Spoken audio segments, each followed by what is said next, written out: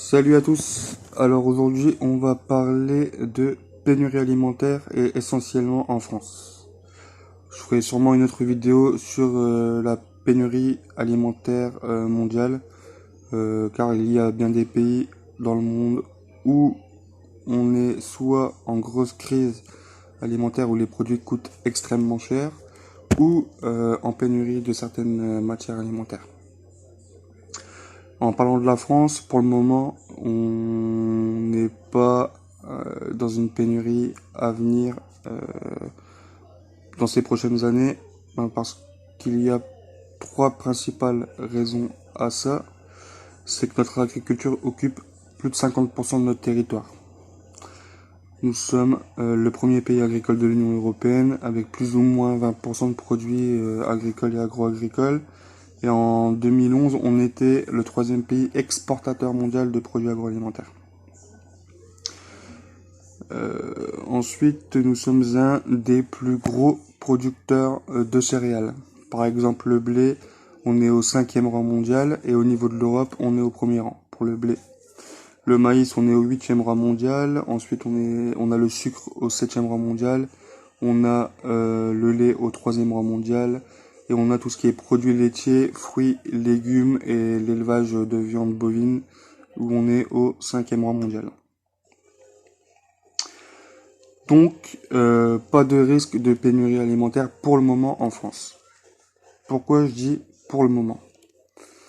Tout simplement, c'est qu'avec les années, nous irons vers une pénurie de produits alimentaires.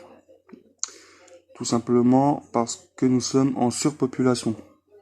À l'heure d'aujourd'hui, on doit être aux alentours de 7-8 milliards d'habitants sur notre planète. Et d'ici à même pas un siècle, on va certainement doubler la population. Donc en 2100, on sera aux alentours de 14 milliards d'habitants, entre 12 et 14 milliards d'habitants. Donc qui dit une surpopulation, dit une surproduction et une surconsommation. Et tout ça va contribuer au réchauffement climatique. Donc, comme tout le monde le sait, hein, nos terres agricoles ont besoin de soleil et ont besoin d'eau. Faut pas qu'il fasse trop chaud, faut pas qu'il fasse trop sec non plus pour avoir de bonnes récoltes. Donc le réchauffement climatique ne va pas aider à avoir de bonnes récoltes, bien au contraire, hein, ça va diminuer très certainement nos productions de céréales notamment.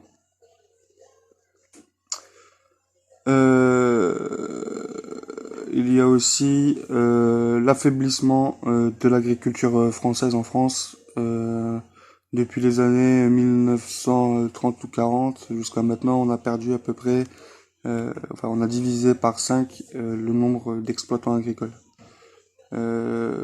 Pour faire simple, on a 200 exploitations agricoles par semaine qui ferment faute de repreneurs ou de départ à la retraite ou de faillite.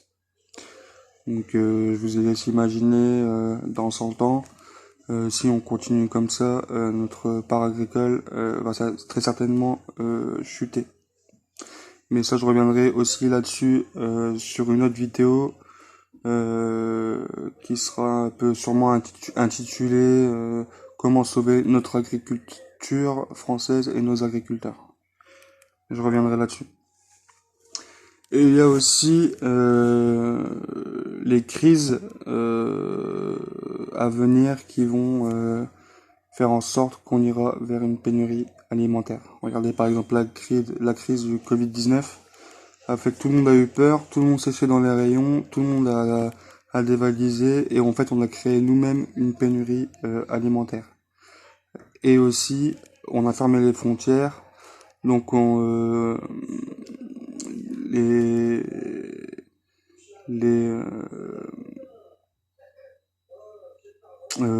saisonniers donc qui viennent faire la récolte en France n'ont pas pu venir. Donc soit on a donc perdu, on n'a pas récolté une partie de nos récoltes, soit on a embauché donc des Français donc qui ont un coût du travail plus élevé Et donc on a ainsi augmenté le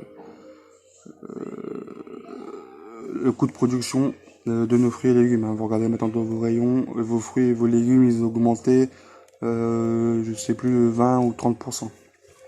Donc, on ira soit vers une grosse crise alimentaire où donc le coût des matières premières va augmenter et on arrivera à terme à une pénurie alimentaire.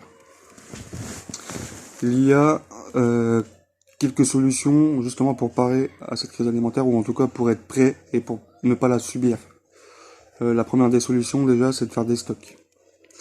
Des stocks de produits secs, du riz, des pâtes, des céréales, de la farine, du miel, du sucre, du café, ce genre de choses.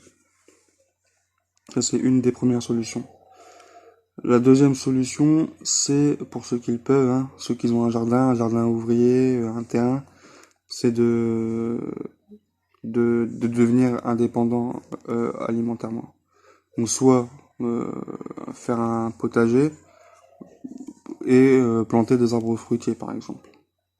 Ça c'est une deuxième solution. Et la troisième solution, on va dire pour limiter la casse, c'est de sauver nos agriculteurs en France. Donc de consommer français, donc de privilégier les circuits courts et d'éviter d'aller dans les grandes surfaces qui tuent notre économie agricole. Voilà ce que je voulais vous dire sur la pénurie alimentaire. Ce n'est que mon point de vue, c'est comme ça que je vois les choses. On peut être d'accord et ne pas être d'accord avec ce que je dis, il n'y a aucun problème. En tout cas, j'espère que cette vidéo vous a plu et merci de m'avoir écouté. À la prochaine, ciao.